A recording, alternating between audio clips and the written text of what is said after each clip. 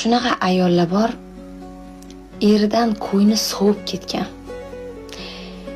Boshida erini juda ham qattiq sevganda, o'sha yillar davomida berilgan zarbalar, qilingan xiyonatlar, qilingan muomalalar tufayli o'sha ayol kishini ko'ngli sovib ketgan. Bu narsa uchun 1 yil, 2 yil u kamlik qiladi-da, kamida 8-9 yillik narsa bo'lish kerak edi. Bu narsa uchun, bu darajada ko'ngil sovish uchun. Erkaklar juda qattiq o'ziga ishongan holda aytadi-ku, "Qatga ham ketasan, kim uylanadi senga, voy bilat, bolalaring bilan kimga keraksan san" deydi-ku. Mana shu narsaga rioya qilgan holda xotinni ko'p dilini ortadi.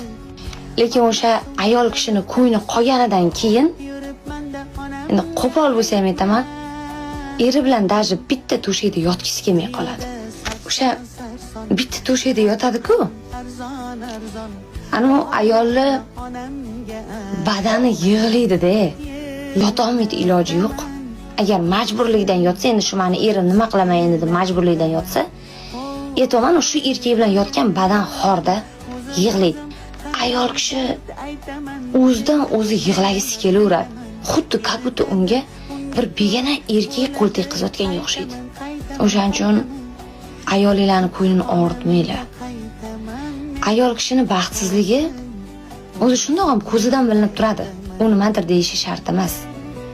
Shundoq ham ko'zidan bilinib turadi. Ko'ziga shundoq qarasang, o'sha ayol baxtlimi, baxtli emasmi, shuni bir qarashda aytib bera oladi kishi.